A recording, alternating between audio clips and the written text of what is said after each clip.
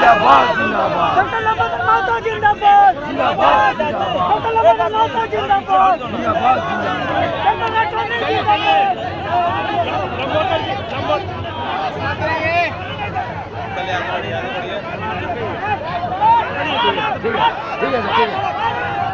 लंबोदर लंबोदर जी, आखिर वार्ता कैसे होगी? वार्ता कैसे होगी? क्या खुला है रास्ता?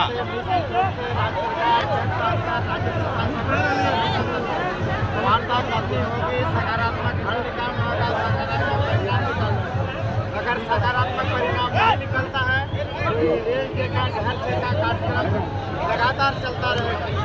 ये जो राज्य सरकार और केंद्र सरकार जो कुंभकर्णी निद्रा में सोई है, वो कुंभकर्णी निद्रा से जागे और कुर्मी समाज को आदिवासी में शामिल करने का, फिर से अनुसूचित जनजाति के सूची में फिर से सूचीबद्ध करने का, कुर्मी का जो मातृभाषा कुर्माली है उसको संविधान के 8वीं अनुसूची में शामिल करने का और जो सरना धर्म कोड है उसको लागू करने के लिए केंद्र और राज्य सकारात्मक आश्वासन दे, अन्यथा ये रेल का ढांचे का ये और उग्र रूप में चलता है। एक ही बताइए, कोई रास्ता, वार्ता का रास्ता खुला है? निश्चित रूप से राज्य प्रशासन, राज्य सरकार, केंद्र सरकार और जिला प्रशासन को सकारात्मक पहल करना चाहिए ताकि ये आगे आंदोलन नहीं हुए। अच्छा, यात्री लोग जो फंसे हैं, ये भी कहीं ना कहीं आप लोग का अंग है, तो इसको निश्चित रूप से ये रेलवे प्रशासन का काम था। जब 2 महीना पहले हम लोगों ने अल्टीमेटम दिया था कि इतने तारीख को रेल सेवा कार्यक्रम करेंगे, केंद्र सरकार, राज्य प्रशासन और केंद्र प्रशासन 2 महीने तक कहा तो ही हुई थी। 2 महीने तक अगर ये सकारात्मक वार्ता होती, सकारात्मक पहल निकलता, सकारात्मक परिणाम आता तो ये आज रेल का ढांचे का कार्यक्रम करने की आवश्यकता नहीं होती।